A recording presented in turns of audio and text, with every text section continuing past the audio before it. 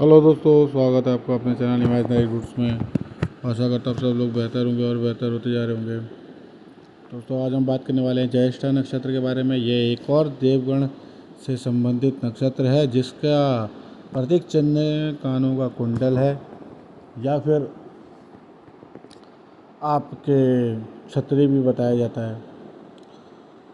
दोस्तों, ये 18वें नंबर का नक्षत्र है जिसके देवता स्वयं इंद्रदेव हैं और देवगण है। स्वभाव ये इसका उग्र है, थोड़ा सा मिला जुला स्वरूप है। योनि इनकी हिरणी मृगी ही है। नाड़ी मध्य है, वर्ण क्षत्रिय है और दिशा उत्तर है। जल तत्व है और चारों पाद आपके वृश्चिक राशि में आते हैं। और शुभ वृक्ष इसका पीपल है और शुभ रंग इसका नीलम बताया गया है। शुभ धातु इसका चांदी है और पंच धातु भी बताई गई है और शुभ अंक इसके 1, 4 और 7 हैं। ये शक्ति, नेतृत्व, मान सम्मान, अधिकार और साहस के अधिपति हैं देवराज इंद्र। ये अपने आप में समस्त समस्त देवताओं के राजा हैं।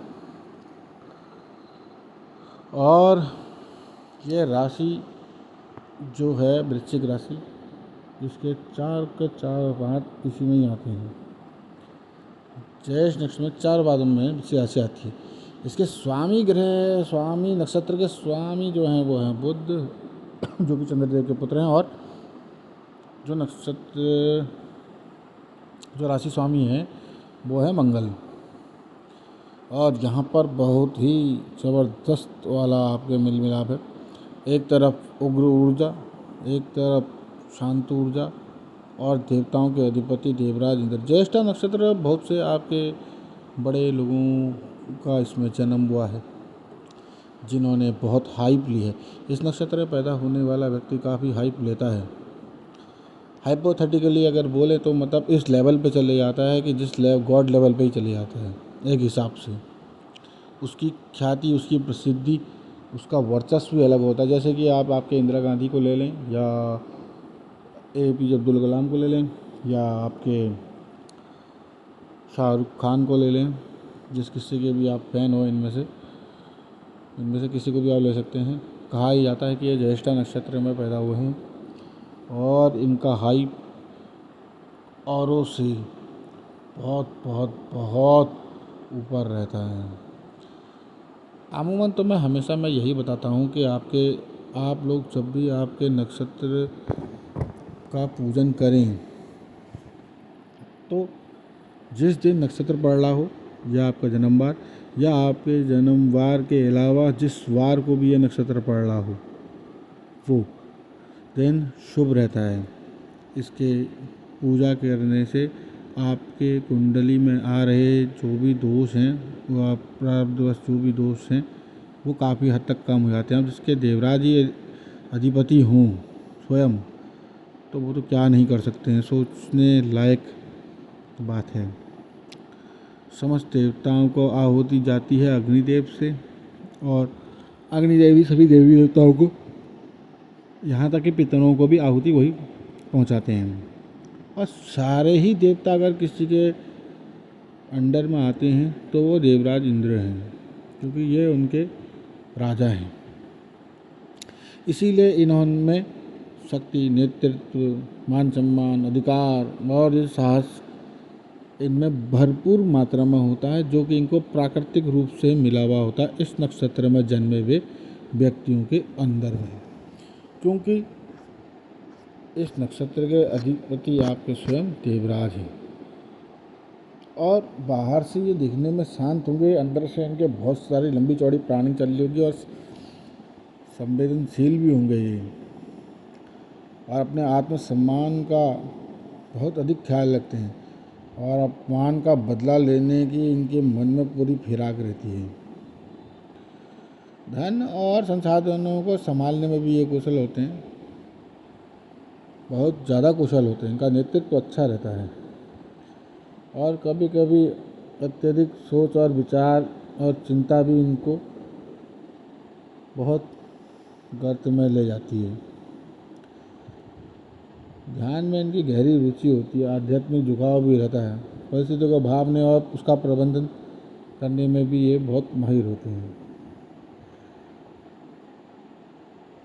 जैसे इनमें आपके नेतृत्व क्षमता होती है, इनकी बुद्धिमानी से इनकी राजनीतिक कूटनीति, इस समय के विषयों, मैनेजमेंट, इनमें ये बहुत आगे रहते हैं और जिम्मेदारी का इनमें कूट कूट के भरी होती है। बड़े निर्णय एक झटके में ले लेते हैं ये लोग, किसी भी मतलब ऐसी परिस्थिति में। और इनके लक्ष्य कोई ऐसे नहीं होता शॉर्ट विजन, इनके लक्ष्य बहुत लंबे रहते हैं। लॉन्ग विजन इनका विजन रहता है। बस यह है कि इनको अपने अहंकार से बचना चाहिए जो इनके अंदर कूट कूट के भरा होता है। और दूसरा, ईर्ष्या इनके हमेशा इनके नियंत्रण से बाहर रहती है। बहुत ईर्ष्यालु होते हैं, बहुत कठोर बातें बोलना, क्योंकि जितना इनको ज्ञान होता है तो ये उस हिसाब से इनके अंदर में एक स्वाभाविक ऐसी प्रवृत्ति आ जाती है जिससे ये बहुत ही परफेक्शनिस्ट समझने लगते हैं अपने खुद को। और असंतोष इनको बहुत रहता है। अकेलापन और भावनाओं को जब ये दबा कर रखते हैं उसी समय ये सबसे अधिक कमज़ोर होते हैं और किसी पर भी अनजाने में भरोसा कर लेते हैं। ज़रा सा भी कोई इनका साथ देने के लिए आ जाए ये उसके पीछे लट्टू हो जाते हैं और फिर अपना सब कुछ कभी कभी हार भी बैठते हैं। इनके लिए ऑप्शन ही ऑप्शन है। राजनीति है, सेना है, पुलिस है, बिजनेस है, प्रबंधन है, रिसर्च है, बैंकिंग है, किसी भी फील्ड में चले जाएँ ये XYZ, इनका लक्ष्य बिल्कुल फोकस होता है क्योंकि ये बिल्कुल फोकस्ड रहते हैं, बहुत ज़्यादा फोकस्ड होते हैं। इनका व्यक्तित्व बहुत प्रभावशाली होता है और लोगों पर गहरी छाप भी छोड़ता है। पहली मीटिंग में कहते हैं ना वो आपके first meeting is the last meeting, ये ऐसे लोग होते हैं। बस इनको अत्यधिक सोच और चिंता से बचना चाहिए। और जो इनका मैनेजमेंट है, अपने मैनेजमेंट पर इनको भरोसा रखना चाहिए। और संबंधों में इनके बहुत गहराई होती है और ये हर संबंध में बिल्कुल दूसरे की तरफ से भी इक्वल एंड अपोजिट चाहते हैं बिल्कुल।